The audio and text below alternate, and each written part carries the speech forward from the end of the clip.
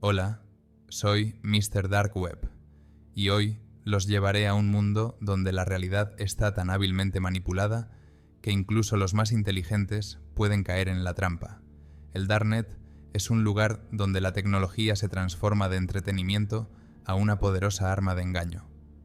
La historia que encontré en un foro cerrado mostrará cómo una persona abusó de la confianza de una gran empresa internacional, utilizando rostros, voces e ilusiones falsas. Imaginen qué decisiones empresariales importantes se toman con tecnologías que pueden crear mentiras que parecen verdad. Esta historia les contará cómo un estafador engañó al sistema creando una ilusión que le costó millones de dólares a la empresa. Suscríbanse al canal para no perderse las historias más interesantes y emocionantes del mundo del Darknet. Denle like si les interesa conocer las formas más inesperadas en las que la tecnología moderna puede cambiar nuestras vidas, y compartan sus pensamientos en los comentarios. ¿Podrían ustedes reconocer el engaño si se encontraran en una situación así? Aquí, en el Darknet, no hay lugar para la debilidad. Cada paso es un riesgo, y cada verdad es una mentira en un nuevo empaque. Los guiaré a través de este laberinto confuso y les mostraré cómo una persona logró ejecutar una estafa que sacudió a toda una empresa. ¿Listos? Entonces empecemos. Hey, ¿qué tal, gente? Soy el maestro de las ilusiones. Quiero compartir con ustedes una historia que aún me trae satisfacción cada vez que la recuerdo. No es solo un relato sobre un caso exitoso o una estafa genial. Es mi venganza contra aquellos que pensaron que podían tirarme a un lado como una herramienta inútil después de que di todo para su éxito. Hace unos años, trabajaba para una gran empresa internacional, cuyo nombre, por supuesto, mantendré en secreto. Empecé como todos, desde abajo, pero rápidamente ascendí. Todo comenzó cuando era joven y ambicioso, con la cabeza llena de ideas. Mi primer puesto en esta empresa estaba, por decirlo suavemente, muy lejos de los cargos directivos con los que soñaba. Comencé como un simple analista. Me sentaba en una pequeña oficina en el 6º piso, rodeado de montones de papeles y hojas de cálculo que había que convertir en informes comprensibles para la gerencia. Mi trabajo consistía en recopilar datos, analizarlos y sacar conclusiones sobre la situación de la empresa. Era una rutina, pero siempre intentaba añadir algo propio. No solo cifras secas, sino interpretaciones, pronósticos y sugerencias para mejorar los procesos. Esto, de hecho, se convirtió en mi billete a la cima. La dirección se dio cuenta enseguida de que mis informes no eran un mero resumen de cifras, sino verdaderos planes de acción. Vieron que no tenía miedo de asumir responsabilidades y aportar nuevas ideas. Empezaron a involucrarme en proyectos más serios, en los que ya no me limitaba a recopilar datos, sino que ayudaba a desarrollar estrategias para la empresa. A mi jefe le gustó mi enfoque y pronto me ascendieron a analista principal. Tras varios años de trabajo fructífero, me confiaron la dirección de un pequeño equipo. Me convertí en director de desarrollo empresarial. Ahora no me limitaba a analizar datos, sino que también desarrollaba estrategias a largo plazo para la empresa. Trabajaba con clientes, negociaba y cerraba acuerdos. Empecé a viajar por todo el mundo, a reunirme con socios de otros países, a buscar nuevos mercados y oportunidades para ampliar mi negocio. Mi mente siempre iba unos pasos por delante. Veía oportunidades donde otros veían problemas. Creé proyectos que me reportaron millones. Unos años más tarde me ascendieron a director de desarrollo estratégico. Era algo más que dirigir un equipo. Me convertí en parte de la alta dirección de la empresa, alguien que tomaba decisiones junto con la alta dirección. Mi palabra pasó a ser importante, y cada idea que proponía tenía un impacto real en el futuro de la empresa. Mis responsabilidades se ampliaron aún más. Ahora era responsable de elaborar y aplicar nuevas estrategias de desarrollo, analizar los mercados, encontrar nuevas oportunidades de negocio y gestionar los riesgos. Yo era quien estaba detrás de las decisiones estratégicas que aportaban millones. No me veía solo como un engranaje de una gran máquina, sino como su motor impulsor. Sin embargo, como toda historia de éxito, la mía tenía su lado oscuro. En cuanto empecé a llegar a la cima, había gente a mi alrededor que estaba celosa y quería ocupar mi lugar. Sin embargo, no eran una amenaza para mí, porque desde el principio supe que me tenían envidia y supe cómo vencerlos. Veía sus debilidades, comprendía sus motivos y eso me mantenía unos pasos por delante. Sabía que si alguno de ellos intentaba ir contra mí, siempre encontraría la forma de sacarlo del juego, pero la verdadera amenaza no estaba donde yo esperaba. La verdadera amenaza para mí era el hijo del fundador de la empresa. Era joven e inexperto, pero ambicioso, y por desgracia tenía mucha influencia gracias a su padre. Empezó a imponer sus ideas, pero la mayoría de ellas no solo eran malas, sino que podrían haber causado graves daños a la empresa. Me di cuenta e intenté rechazar sus sugerencias por el bien de la empresa. Cada vez que aportaba una idea nueva, yo encontraba argumentos por los que no funcionaría. Al principio se lo tomaba como una crítica constructiva, pero con el tiempo empezó a darse cuenta de que yo me interponía en su camino. No lo hacía a propósito. En realidad quería proteger a la empresa de decisiones arriesgadas. Pero él no lo veía como una preocupación por el negocio, sino como un enemigo que bloqueaba su progreso. La situación se agravó cuando sus ideas fueron completamente ignoradas por el Consejo de Administración. Se dio cuenta de que era por mi culpa y pasó a la acción. Al principio, intentó convencer a otros miembros del Consejo de que yo estaba saboteando el desarrollo de la empresa al anteponer mis intereses a los de la empresa. Insinuó que yo quería dirigirlo todo, que me había convertido en un dictador que no daba oportunidades a los demás. Y al final, su influencia y sus conexiones jugaron su papel. Un día me dijeron que ya no servía para mi puesto. Encontraron a otra persona que podía ocupar mi puesto. No fue solo un golpe para mi ego. No solo me echaron, me traicionaron. Pero lo que más me enfureció fue su arrogancia y mezquindad. Ni siquiera intentaron ocultarlo. Se rieron en mi cara, poniéndome en mi lugar como un torpe favorito, que ni siquiera entendía cómo funcionan los negocios. Mis méritos, mis años de trabajo, todo eso lo tiraron a la basura como si nunca hubiera hecho nada. Pero lo peor es la sensación de que pensaban que lo aceptaría y me iría. Pensaron que habían ganado, y me dieron ganas de demostrarles lo equivocados que estaban. No fue tan fácil como podría parecer a primera vista darse cuenta de que querían deshacerse de mí. No ocurrió de la noche a la mañana, como un rayo caído del cielo. Fue un proceso gradual, hábilmente disfrazado de cambios corporativos y reestructuración. Pero vayamos paso a paso. Al principio, todo iba como siempre. Mis ideas valían su peso en oro, y todas eran admiradas por la dirección. Me invitaban a todas las reuniones importantes donde mis propuestas se discutían a la par que las decisiones más elevadas. Me sentía en la cima del mundo, seguro de que nada podría hacer tambalear mi posición. Pero entonces algo cambió. Al principio fueron pequeñas cosas que la mayoría de la gente no habría notado. Ya no me invitaban a algunas reuniones que solían ser obligatorias para mi departamento. Lo achaqué a momentos rutinarios de trabajo.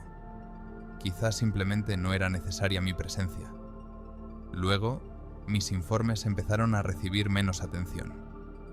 Ya no se discutían en las reuniones, sino que simplemente se tomaban como una nota. Era extraño, dado que antes cada documento que escribía provocaba una oleada de discusiones. La siguiente señal fue el enfoque de la toma de decisiones. Antes, todas mis ideas se aprobaban sin demora, pero ahora se cuestionaba cada palabra que decía. Cada vez se dedicaba más tiempo a discutir pequeños detalles que ni siquiera se habían planteado antes. No se trataba de una crítica, sino de un intento de relegarme a un segundo plano. Empecé a notar que mis propuestas a menudo se posponían o se discutían sin mi aportación. Un día, en una reunión ordinaria, me fijé en la forma en que me miraba el hijo del fundador de la empresa. No era solo la mirada de un colega o socio. Había algo más en ella, una intención oculta. una insatisfacción que se venía gestando desde hacía tiempo. Sus propuestas, que yo había rechazado antes, empezaron a ganar cada vez más adeptos. Me di cuenta de que no era por su calidad, sino porque alguien estaba trabajando activamente a mis espaldas. El verdadero golpe llegó cuando empezaron a ignorarme. Una tras otra, se tomaron decisiones importantes sin contar conmigo. La sensación de que me estaba quedando fuera de juego se hizo inevitable. Antes formaba parte del círculo íntimo donde se tomaban todas las decisiones clave, pero ahora simplemente no se me informaba de las reuniones importantes, o me enteraba de ellas en el último momento. Era una forma sutil, pero muy eficaz de apartarme. Vi cómo se formaba a mi alrededor una coalición que yo no podía controlar. Eran caras nuevas, jóvenes y ambiciosas, dispuestas a obedecer cada palabra del hijo del fundador. Apoyaban sus ideas en todos los sentidos, aunque fueran absurdas. Pude ver cómo este grupo ganaba fuerza y me di cuenta de que su objetivo era destituirme. Todo culminó cuando, durante una importante reunión para discutir la nueva estrategia de la empresa, expresé una opinión que difería de la del hijo del fundador. Antes, este tipo de situaciones eran la norma, y las discusiones solían desembocar en un compromiso. Pero esta vez, todos los que antes me habían apoyado guardaron silencio. Era un acuerdo tácito de que mi opinión ya no importaba. Después de esta reunión, me quedó claro que me estaban echando. No intentaban expulsarme directamente, solo estaban creando las condiciones para que yo quisiera marcharme. Era una burla sutil y sofisticada, destinada a doblegarme moralmente. Pero no sabían una cosa. Yo iba unos pasos por delante. En ese momento, ya estaba elaborando un plan para mi venganza, y sabía que les iba a asestar un golpe que nunca olvidarían. Cuando trabajas en una gran empresa en un puesto alto, tienes acceso a muchos recursos. En mi caso, fue una visión inestimable de cómo funcionan los procesos internos y el acceso a una gran cantidad de información. Lo sabía todo sobre sus operaciones financieras, quién tomaba las decisiones y cómo las tomaba, y cuáles eran los puntos débiles de su sistema de seguridad. Pasé meses preparándome. Lo que hice no fue un accidente ni una decisión impulsiva. Fue un plan cuidadosamente pensado, en el que cada paso era esencial para el éxito. Como ya saben, tenía acceso a muchos de los recursos internos de la empresa, pero eso era solo el principio. Mi plan requería algo más: formas fiables y anónimas de transferir los fondos robados a cuentas que nadie pudiera rastrear. Afortunadamente, conocía a un viejo amigo que podía ayudarme en esto. Su apodo era Bob. Era un maestro en su oficio, especializado en crear y mantener cuentas en bancos, donde los requisitos de identificación no eran tan estrictos como en la mayoría de los demás países. Bob se dedicaba a las transferencias ilegales de dinero, y ese era su territorio. Conozco a Bob desde que empezamos nuestras carreras. Siempre le gustó arriesgarse, buscar soluciones y oportunidades. Mientras que yo elegí el camino de la promoción profesional legítima, Bob eligió un camino más oscuro. Estaba al tanto de todos los flujos financieros en la sombra, entendía cómo funcionaban los bancos en países donde las burbujas podían crearse y destruirse casi sin dejar rastro.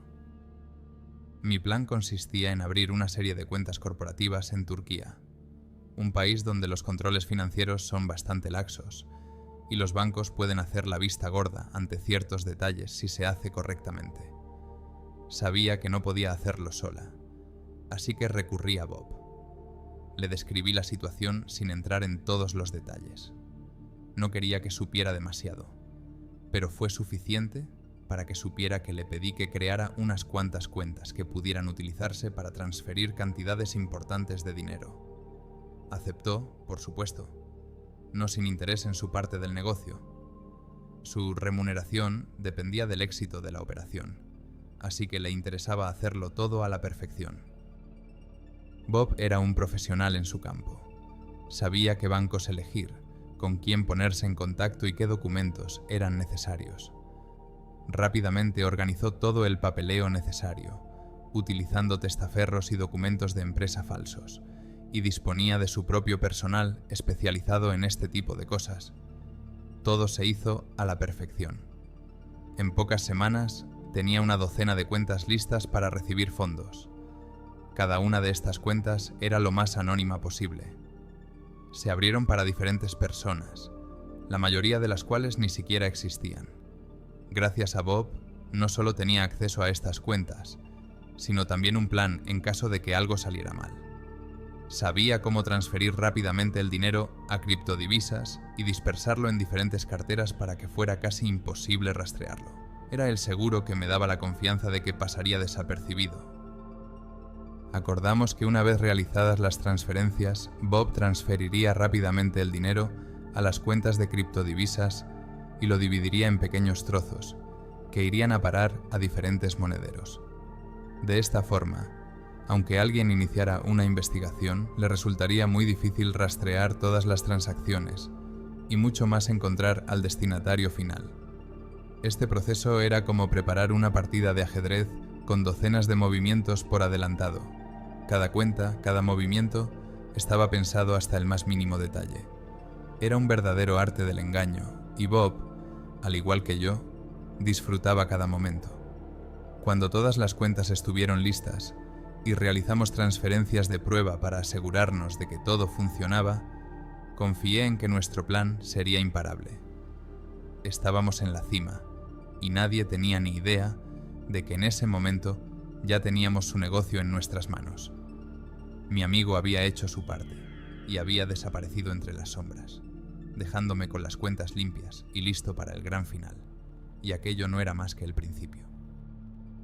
A continuación, quedó claro que necesitaba una tecnología que pudiera engañar incluso a los ojos más vigilantes. No era una idea sencilla que se me ocurriera sola. Un día, un viejo amigo programador y yo empezamos a hablar de sus proyectos. Trabajaba en el campo de la inteligencia artificial y, como de costumbre, le encantaba hablar de sus últimos logros y proyectos. Aquella vez habló de cómo estaba trabajando en un proyecto relacionado con las tecnologías deepfake. Explicó cómo se puede utilizar la inteligencia artificial para crear vídeos realistas imitando las caras, voces y gestos de las personas con tanta precisión que casi no se distinguen de los reales. Me interesó la idea. Enseguida vi cómo podía utilizarse en mi plan. Pero había un inconveniente. Yo no tenía experiencia con esas tecnologías. Mis conocimientos de programación eran limitados y sabía que tenía que aprenderlos a fondo para no cometer errores. Así que empecé a comunicarme más con este programador. Al principio solo eran conversaciones triviales, en las que mostraba un sincero interés por su trabajo. Sabía que valoraba la amistad y el apoyo, así que poco a poco le convencí de que nos habíamos hecho amigos de verdad. Él creía que yo admiraba sus logros y estaba encantado de compartir sus conocimientos conmigo. Le invité a comer varias veces para ampliar nuestra comunicación más allá de los temas relacionados con el trabajo. Confiaba cada vez más en mí y cada vez profundizábamos más en los aspectos técnicos de deepfake. Le hice muchas preguntas, tratando de entender cómo funciona el proceso de principio a fin. Incluso accedió a mostrarme en la práctica cómo crear esos vídeos utilizando las herramientas de que disponía. Por supuesto, él no sabía por qué yo estaba estudiando esto realmente. Pensó que yo solo estaba interesado en la tecnología y quería entender su potencial. Pero reuní información, acumulé conocimientos y poco a poco empecé a probar la creación de vídeos deepfake por mi cuenta. Al principio eran simples experimentos, pero cada día me sentía más seguro. Pronto, tuve las habilidades y herramientas necesarias para crear un deepfake realista. Fue entonces cuando decidí que era hora de poner estos conocimientos a trabajar para mí. Mi amigo programador nunca entendió lo que realmente intentaba conseguir. Para él, solo era amistad y un interés común por las nuevas tecnologías, pero para mí era la clave de mi venganza. El primer paso fue sencillo. Creé una imagen falsa del director financiero de la empresa. Imitar su cara, su voz y sus modales no fue tan difícil como podría parecer. Gracias a las videoconferencias, reuniones y discursos públicos que mantenía este tipo, recopilé suficiente material para crear el deepfake más realista posible. Sin embargo, antes de dar la orden de realizar grandes transferencias, decidí realizar una llamada de prueba para asegurarme de que todo funcionaba a la perfección y de que los empleados de la empresa no sospecharían nada extraño. Preparé un breve guión para esta llamada, decidiendo que sería una conversación normal con uno de los mandos intermedios. Nada de tareas u órdenes concretas, solo una conversación informal para ver si me aceptaban como un auténtico director financiero. Programé la llamada para 1 hora en la que la mayoría de los directivos estuvieran todavía en sus mesas. Utilizando mi deepfake, marqué el número de uno de los empleados encargados de preparar los informes financieros. Era un hombre de mediana edad que llevaba mucho tiempo en la empresa y conocía personalmente al director financiero.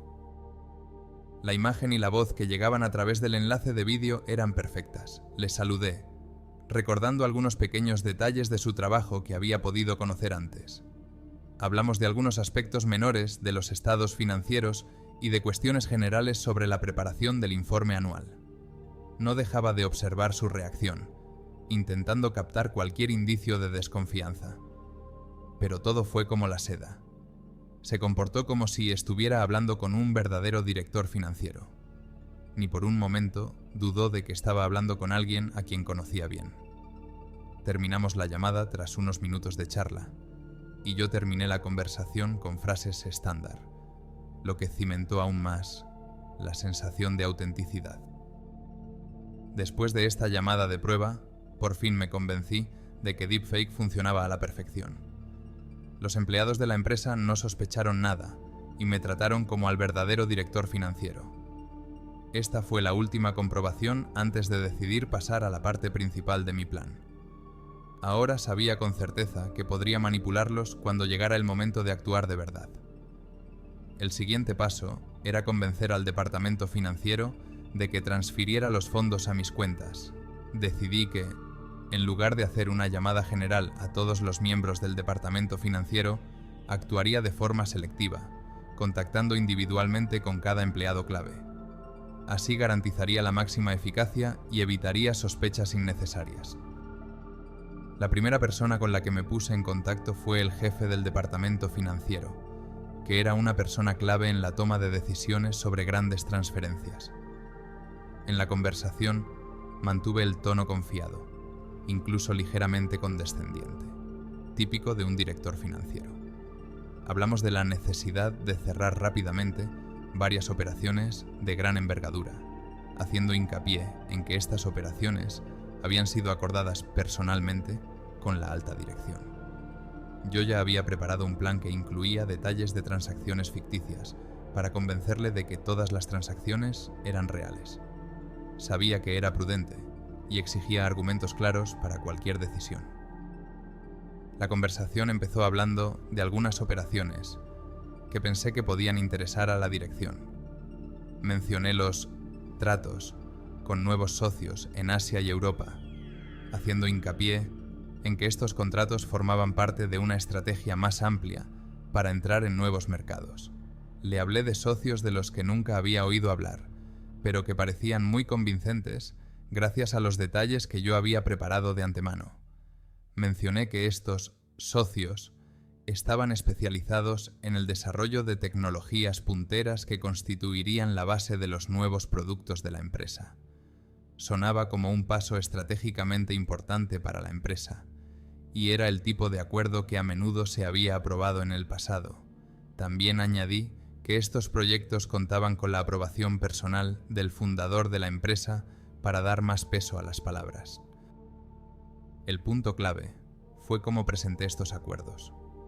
Hice hincapié en que se habían acordado al más alto nivel, como si se tratara de una decisión del propio fundador que solo había que poner en práctica. Le dije que los documentos estaban listos y que lo único que faltaba era hacer las transferencias para completar las operaciones. El jefe de finanzas se mostró tan cauto como siempre, pero sentí que mi estrategia estaba funcionando. Añadí un detalle más. Dije que el fundador de la empresa había insistido personalmente en que estos acuerdos se mantuvieran en secreto hasta que se completaran para evitar fugas de información y posibles acciones de la competencia. Esto era muy similar a las decisiones que se habían tomado antes, y el jefe del departamento financiero lo dio por hecho. Para reforzar su confianza, le invité a una breve sesión informativa interna con varios otros ejecutivos clave, que por supuesto eran tan profundamente falsos como el director financiero. Durante esta sesión informativa, todos los participantes confirmaron la importancia de los acuerdos y la necesidad de actuar con rapidez. Este fue un momento crucial. El director financiero estaba ahora plenamente convencido de que todo iba según lo previsto y de que estaba haciendo lo que se esperaba de él. Así que le hice sentir que formaba parte de un proceso extremadamente importante y estratégico en el que todo tenía que salir según lo previsto y sin demora. Y él, por supuesto, accedió a hacer los traslados necesarios, sin saber que todo el espectáculo había sido creado para manipularle. A continuación, me puse en contacto con el contable que supervisaba las operaciones financieras diarias. Hablé con él de forma más relajada, como si se tratara de una comprobación rutinaria del estado de las cosas. Le dije que quería asegurarme de que todos los fondos necesarios se transfirieran a tiempo a las cuentas correspondientes, e insistí en que debía hacerse en las próximas horas. El contable me aseguró tranquilamente que todo estaba bajo control y que ya estaba empezando a preparar los documentos para las transferencias. No me cupo la menor duda. Por último, me puse en contacto con el empleado responsable de las aprobaciones financieras, sin cuya firma no podía realizarse ninguna transferencia importante. Empecé con una pregunta sobre las transacciones que ya se habían realizado, y luego pasé suavemente a la necesidad de firmar las nuevas transferencias, haciendo hincapié en que estas transacciones formaban parte de un plan más amplio de la dirección de la empresa, y que ya se había acordado con el jefe del departamento financiero. Aunque hubiera querido comprobar la veracidad de mis palabras, al no tener acceso directo a la dirección, le habría bastado con preguntar al jefe del departamento financiero, que habría confirmado mi versión, ya que yo le había convencido previamente de su veracidad. Pero el empleado escuchó atentamente y ni se le ocurrió cuestionar mis palabras, porque todo le sonaba muy familiar y creíble. Cada una de estas llamadas fue meditada y precisa. Sabía que bastaría un error para arruinar todo el plan, así que elegí cuidadosamente mis palabras y mi tono, controlando cada aspecto de la conversación. Todos los empleados con los que hablé me tomaron por el verdadero director financiero y siguieron mis instrucciones sin rechistar. Todo era tan creíble que el departamento financiero ni siquiera dudó de que se trataba de una orden real de la alta dirección. Este enfoque me permitió evitar atenciones innecesarias y garantizar el éxito de la ejecución de una serie de transferencias a cuentas que había preparado de antemano. Todas las personas con las que contacté estaban convencidas de que estaban haciendo su trabajo normal, sin saber que formaban parte de mi elaborada estafa. 15 transferencias por un importe total muy elevado, millones de dólares. Ninguno de estos tontos se dio cuenta de que estaban hablando con un impostor. Me senté frente a la pantalla y me reí al ver cómo el dinero fluía hacia las cuentas bancarias turcas que había abierto para los nombres falsos. Fue un momento de auténtico triunfo. Había ganado un juego que ni siquiera sabían que estaban jugando.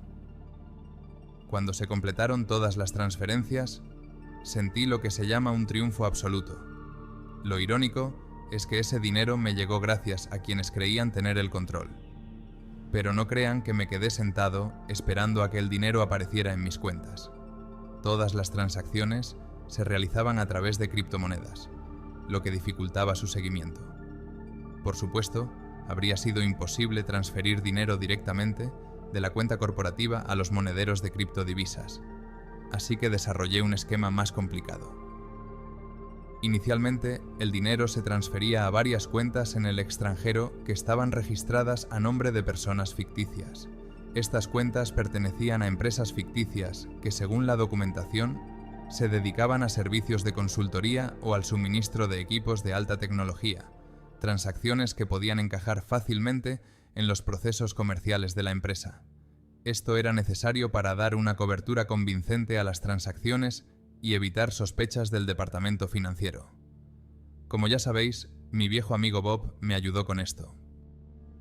Luego, desde estas cuentas en el extranjero, los fondos se transfirieron a las cuentas de varios intercambios en línea que apoyaron el comercio de criptomoneda. Bob eligió bolsas con reputación de ser fiables y no demasiado exigentes con el origen de los fondos. Para crear una capa adicional de anonimato, los fondos se dividieron en pequeñas cantidades y se transfirieron a través de varias bolsas diferentes para dificultar su rastreo. En cada fase de la transacción, Bob utilizó diferentes herramientas para cubrir sus huellas. Una vez convertidos los fondos en criptomoneda, se dispersaron en varios monederos que gestionaba a través de exchanges oscuros donde el anonimato era máximo. De esta forma, el dinero de la empresa se convertía en un rastro digital casi imposible de rastrear. Este método me permitiría mantener el control sobre los fondos en el futuro, minimizando el riesgo de ser descubierto. Sabía que la policía y los servicios de investigación tardarían meses, si no años, en desentrañar esta compleja maraña de transacciones que había creado. Y para entonces, yo ya estaba disfrutando de mi libertad, lejos de su alcance. También me doté de una coartada en el momento de las transferencias para poder evitar sospechas en caso de cualquier problema. Sabiendo que cualquier paso en falso podría levantar sospechas, decidí crear una imagen impecable de una persona que ni siquiera parecía tener la oportunidad de participar en estas transacciones. En primer lugar, organicé un viaje a otro país con la excusa de unas vacaciones. Preparé los billetes con antelación, reservé un hotel de lujo e incluso publiqué en las redes sociales que me iba de merecidas vacaciones. Mi plan era parecer lo más desvinculado posible de cualquier transacción financiera. Durante mis vacaciones, seguí activo en las redes sociales, publicando fotos y vídeos de los destinos turísticos que visitaba. Todo esto, en caso de sospecha, daría la impresión de que estaba realmente lejos de todos los acontecimientos y no tenía nada que ver con el delito. Cada paso que daba estaba cuidadosamente planeado para confirmar mi coartada. Para mayor protección, también me aseguré de que mis dispositivos electrónicos mostraran que me encontraba en el extranjero en el momento de los traslados. Utilicé diversos medios de anonimización para que cualquier intento de rastrear mis actividades indicara que me dedicaba a otra cosa totalmente distinta. Esta historia cuidadosamente elaborada garantizaba que, incluso en caso de investigación, yo aparecería como alguien que simplemente disfrutaba de la vida, ajeno a lo que ocurría en la empresa. Era mi forma de dejar todas las huellas en el pasado y garantizar mi inmunidad. ¿Sabes qué es lo más gracioso? Después de todo esto, cuando se dieron cuenta de lo que había pasado, yo estaba sentado en un hotel de lujo al otro lado del mundo viendo las noticias, intentando averiguar cómo había podido ocurrir. La policía, sus expertos, todos se muerden ahora los codos intentando desenredar esta maraña. Entiendo que muchos de ustedes digan que fue arriesgado, que podría haber ido a la cárcel. Pero, chicos, a veces el riesgo es el único camino hacia la libertad. No podía simplemente marcharme, dejando todo lo que había creado a otra persona. Quería demostrarles que cometieron un gran error cuando decidieron deshacerse de mí. Hemos llegado al final de esta historia, y muestra claramente lo peligroso que puede ser el uso de la tecnología con fines de engaño y manipulación. Las tecnologías creadas para el entretenimiento y la mejora de nuestras vidas pueden convertirse fácilmente en armas en manos de aquellos que no temen violar la ley. Pero es importante recordar que tales acciones nunca conducen al verdadero éxito. Las mentiras y el engaño no brindan beneficios a largo plazo, solo crean la ilusión del éxito. Los riesgos y las consecuencias de tales acciones pueden ser devastadores, incluso si parece que todo va según lo planeado. Ser un ciudadano respetuoso de la ley, esforzarse por un trabajo honesto y respetar las reglas son los únicos caminos hacia logros reales. Si les gustó esta historia y quieren saber más sobre eventos similares e interesantes del mundo del Darknet, suscríbanse al canal.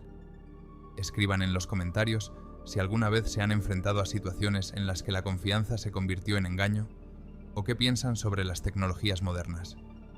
¿Son una salvación o una amenaza? Y no olviden dar like para apoyar el canal y ayudar a difundir estas historias, para que más personas las conozcan. Gracias por ver hasta el final. Espero que hayan disfrutado de esta historia. Suscríbanse al canal. Aún hay mucho más interesante por descubrir. Cuídense y hasta pronto en el próximo video.